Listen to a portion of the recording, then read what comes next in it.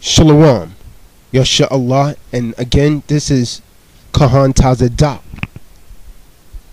And I myself am a historian, an educator, and a teacher of the truth. And I find this, information in this video that I'm about to bring forth to be extremely essential, and I think it's cardinal that our people listen. And I think it is actually also cardinal for those of you that deem yourselves as white, the Edomites of the Bible, to listen to this information as well, because you have actually been miseducated by your so-called educators, and it is actually palatable, to our people to receive anything that you put out, yet their hearts palpitate from fear, and they reject and renounce information when it comes from one as myself that you have taught them, which is a so-called black man, really a Hebrew. So I think that it is reticent, or should I say, those that deem themselves as whites, find it reticent to discuss the injuries that has actually been done to our people, and how they've actually altered history, whitenized paintings, altered the sculptures, and so on and so forth, to make them appear what they refer to as white, and therefore making those people that they deem as black suffer from inferiority complexes, because those persons who classifies themselves as white, living in all areas of the world and the United States, they actually continuously tell any so-called black person or other non-white person, what is true and what is not. They tell you what racism is or what it is not, until they have actually confounded you to their belief system. So then all nine so-called white people, suffer from inferiority complexes, but none as much as the so-called black people. So what I'm going to do is I'm going to delve into true history, not reconstruction history, but true history, and bring forth a lot of truths. Now, the man that you see on the screen is a warrior, a knight from the Holy Roman Empire. The Holy Roman Empire, showing you that many of the Romans were what you refer to as so-called black people. Now, understand this. Prior to Europeans coming into Rome, that land was inhabited by Dorca people.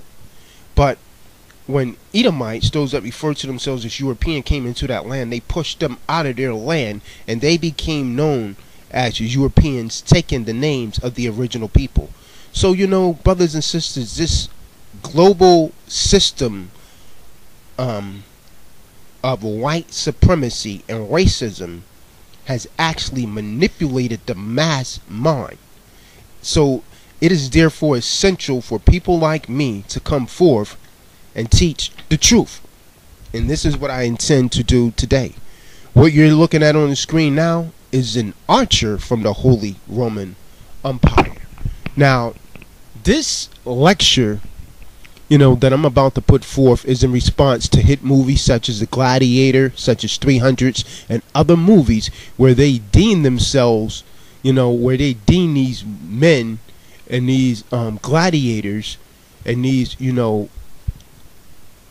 these great, leaders and warriors as all white people.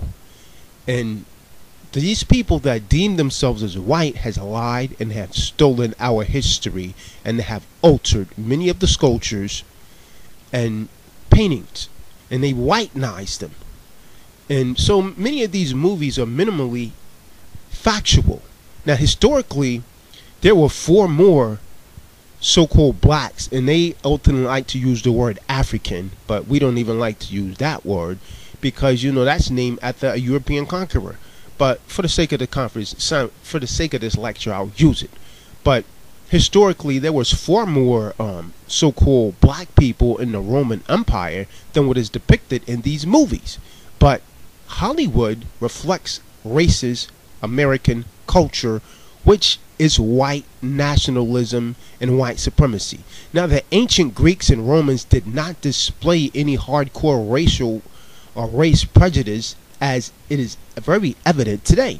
What they did display was an attitude that was actually manifested itself as the superiors towards the subordinates. Now, the Romans were what could be considered as a colonial power, and actually a conquering power is a better choice of words.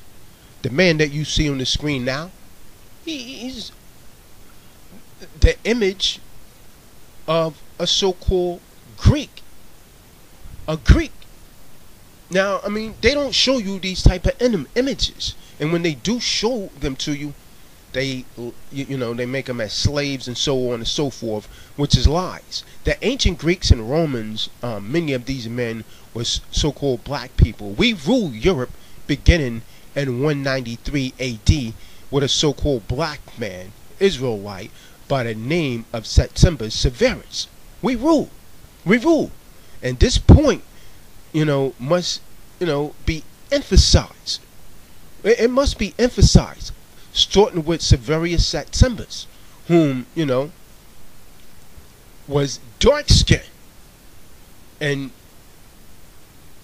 even, more interesting, a number of these people that was actually once, slaves, gladiators in Rome, actually became prominent citizens and contributed greatly to the Roman culture. Now, these so-called black people in the Roman Empire, they worked, they lived without fear of racial animosity, and they entertained, and in many respects, they worshiped the same gods at the same place of worship together with other slaves and servants of different skin colors, and freedmen. Now, for instance, Seneca, the Roman statesman, philosopher, and intellectual, said that among his own people, African colors were not noticeable. Meaning they ain't paying attention to people colors and stuff like they, they do recently, and promote a lot of racist dogma and white supremacy to control people. Now, it must be said that despite this statement by Seneca, there was some, somatic classification of what they refer to as Africans. Roman groups actually stereotyping even, the Romanic trick behavior regarding darker people. But, let's, ancient, and they like to use the word African a lot, but I'm going to use the word Moor or Hebrew or Israelite. Ancient people that they refer to as Africans sometimes called Moors, and Moors don't have anything really to do with nationality. That just means one of the darker or copper colored skin in comparison to what they refer to as white or Europeans. So, Moors are known to have had a significant presence and influence in early Rome. Israelites. Now, these great black soldiers, and I'm going to use the word black so many of you could understand, specifically often identified as Moors, who was Israelites, by the way, many of them, were actively recruited for Roman military service and were stationed in Britain, France, Switzerland, Austria, Hungary, Poland, and Romania. And many of these blacks rose to high ranks. Louis Quintus, for example, was one of Rome's greatest generals. His last name is spelled Quietus. Go and do some research on him. and was named by the Roman emperor Trajan as his successor. And he is described as a man of Moorish race and considered the ablest soldier in the Roman Empire. As the ablest soldier in the Roman Empire. Now, as you see flashing over the screen, I got a lot of prominent so-called black, men that, rule in the Western world. Now, what you just saw, that was Hannibal. He gave them hell. Now, again, you see a black knight here, and you see that bird in the picture here representing the eagle, and you see more knights here. Now, these are from the Greek and Roman and Holy Roman Empire. Now, for most of the 2nd century, blacks dominated the intellectual life of Rome. And by the end of the 2nd century, nearly a third of the Roman Senate was of so-called black descent. Israelites. Moors, like they like to refer to him. Saint Victor I became the first black bishop of Rome in 189 CE and reigned until 199 CE. Victor I, the first pope known to have had dealings with the imperial household, is described as the most forceful of the 2nd century popes. Understand that. And it's necessary for me to give you this history. Look at all these knights that I have on the screen here. This man here, he's a poet, knight. Now, Emperor Septimius Severus, he was a great warrior also, gladiator. He was the most distinguished of these black emperors, Israelite of Rome. He ranged from 193 AD to 211. And we ruled Rome beginning with Septimius Severus from 193 AD until we finally fell to, we ruled Europe, should I say, from 193 AD until we finally fell in 1453 AD. Understand that. And I'm going to go more into that. And Marcus Aurelius, Emperor of Rome, also ruled for 14 months. And they considered him a Moor, Israelite. Saint Matthias, a black priest, was elected the 37th Pope in 311 CE. Understand that. And under him, the Roman prosecution of Christians ceased. Now, the third black pope, Saint Gelasius I, governed as pope from 492 to 496 CE. And, a lot of this history is not out there. So it's necessary to put this out there. Now, suppose that you could actually say that these so-called black people can be found everywhere on the planet in either ancient or modern times, or both, and they can. And they can. But a lot of this history, brothers and sisters, is hidden. It's hidden. The saints, these black saints, this history is hidden. This history is hidden. What you see now is an archer. Now is going into royalty. This is Emperor Alexis I of Greek. Black Greek emperor. Now what you see here, these are Israelites, showing you that the real Israelites were so-called black people. So-called black people. King Jehu.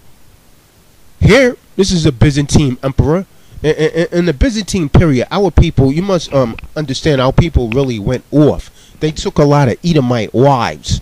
So yeah, I mean, this from 193 AD for approximately the next 1,000 years, the Most High gave us, and what you see on the screen now is another Israelite emperor. I mean, the Most High gave us, Israel, the opportunity to turn away from our wicked ways for 1,000 years and return to the laws. What did you do? You went out and you took Edomite wives and you took these women of the other nations. So what did he do? He raised up, Rodrigo Borgia in 1453, and they took back Spain from you. And the sultans under Muhammad, took Constantinople in 1453. So we begin to fall, and we still rule. You see, these are the Assyrians and Hebrews, showing you that the Hebrews, Israelites, are so-called black people. These are the Hebrews, being led into captivity. Look at their hair. Now, how are they so-called white people today?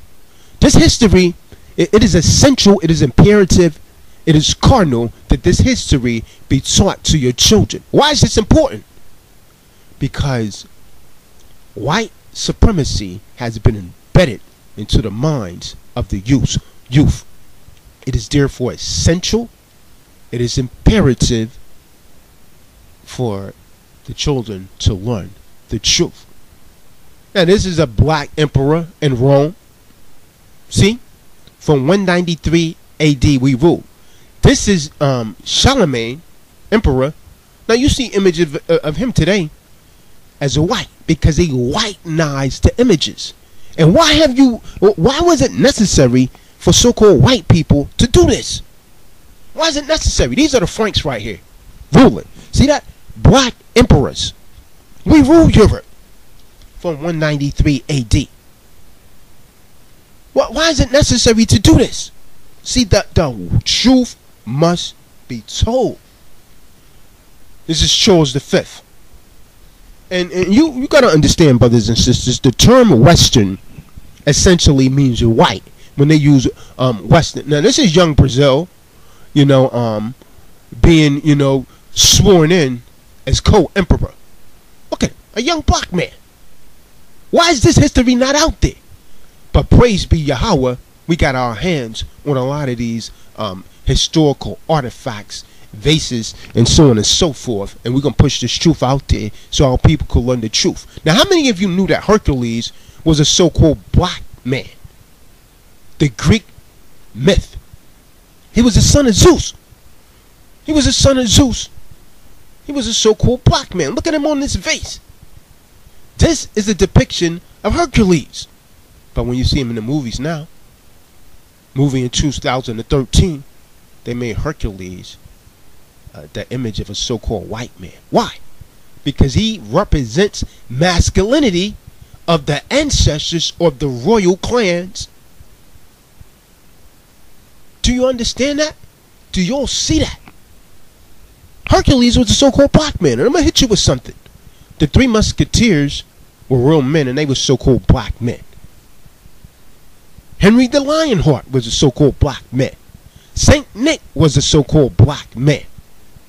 Most of our people don't know this truth. Most of our people do not know this truth. But you're going to learn. You're going to learn today. You're going to learn today.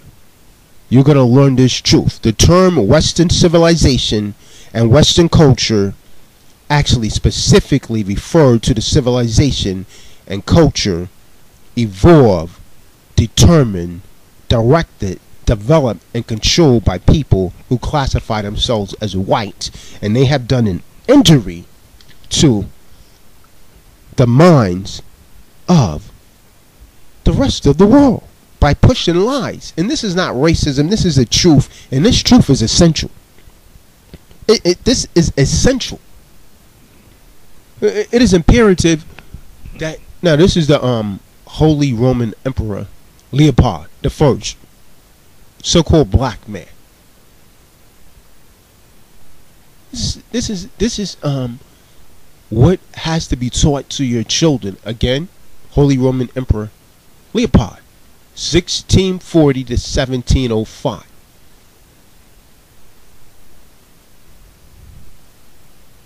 And it's astounding that, people will come along and, try and destroy this history. Here's another emperor.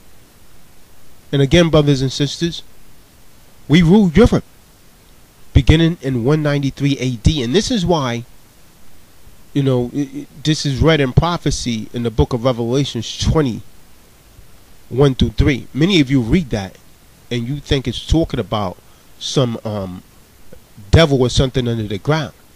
It's talking about a people that was put into captivity for 1,000 years, and then we reigned for that period. This is Charles the First. Whenever you see the word Byzantine, you need to think black Israelites. Now we was off then. I don't want to misconstrue you. Our people was breaking the laws then. That's why we got, we went into captivity again. Because you was given 1,000 years to return to the law, statutes, and commandments of the Most High, and you didn't do it. Now this is 1241 in Hungary. What do you see? So-called black people and royalty. There was another king. And I know that this type of history is not being taught in your universities, so-called institutions of higher learning. You don't get your hands on these artifacts. They're trying to keep books like this out of circulation.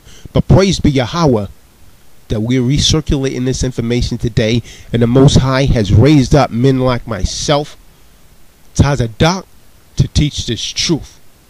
Now these are the images that you should be putting into the minds of your children, of your little so-called black boys and girls, to show them that they were something, to show them that they have a great, marvelous history. But this is not what you're doing. All of the saints were black. All of the saints was black. This is a saint. Here's another saint, Saint Augustine. All of the saints was black, according to the Bible, in the Bible. And in Rome, many of these men were black, and they don't teach you. They're not teaching you this. This is Saint Anne. All of the saints was black. What are we looking at? Ancient paintings and artifacts dispelling lies. This is prior to Reconstruction history, because after Reconstruction history, after the Renaissance, is when whites really came back to power and they started pushing a lot of lies. Now, I know many of you that deem yourselves as white find this exceedingly difficult to swallow. But this is a difficult pill to swallow, but you need to swallow it to cure you of the sickness of white supremacy. So take 3 views of this video a week, and then call me in a month and see if you've actually become a little, better from this illness that you suffer from, known as white supremacy, because that is a lie. And the lie is being exposed in these last days, and we are indeed living in the last days. See, these men are all saints, and women are all saints. These are the saints. These are the real saints, not what they have taught you under Reconstruction history, or his story, or her story, but this is true history. This is the real Saint Nick. Talking about Saint Nick, and they show you a so-called fat white man with resi red sheets, because Esau was red, and red and white coming down a damn chimney. Now, Constantine here is on his deathbed. This is taken from the Madrid Skylights. This is Constantine, the so-called black man. He was a so-called black man. They tell you he was a so-called white man. No, he set up the Holy Roman Empire. Now, this is a depiction of Christ, a coin of Christ under the Byzantine Empire. They knew what he looked like. They later changed this and made it a so-called white man with long stringy hair. Now, this is the fake coin. This is the fake coin. You see that? Now, why is it necessary to do this? This, when you do stuff like this, is because you feel incomplete and you suffer from true self-loathing. Now you have, taught this to other people. Now this lady right here, you can see they clearly whitenized her. Now look at her hand. Look at her hand that she has extended. Now on the other side of this man, you see that her hand was black. They whitenized the image. All of these people in this image is supposed to be what you refer to as black. They've done the same thing to these women. If you look at their arms, they could not get all of the black coloring off. They actually pay, people to go around on these vases and in these caves and whitenize the images. Now, I mean, the elite whites, you know that I'm telling the truth. Your so-called historians, many of you know that I'm telling the truth, but this is what you've done to, brainwash the masses. Now, Athena, in this image, has been whitenized. You can see some of the black, still on her arms and all, that they couldn't get off. But they whitenized this image. Now, here's Hoplite, a warrior. They often paint him as a so-called white man. Look at that, 400 BC. So-called black man. Why is this not in your history books? And all you so-called black people that call yourselves scholars, you have your doctorate, you have your masters, and so on and so forth. Why are you not teaching our people this? You're telling me you call yourself, you got a doctorate degree, a master's degree, and you're not teaching any of this? Because the Most High has inspired certain men to teach the truth and dispel all of the lies. And this is essential. And I'm going to give you more truth. These are Roman coins. What do you see on these coins? What you refer to as Negroes. These are dukes of Saxony. Christians. These are Roman coins. That's Frederick III right there. So this is a truth that must be and needs to be taught. Now let me give you more truth. We're going to get some more of this.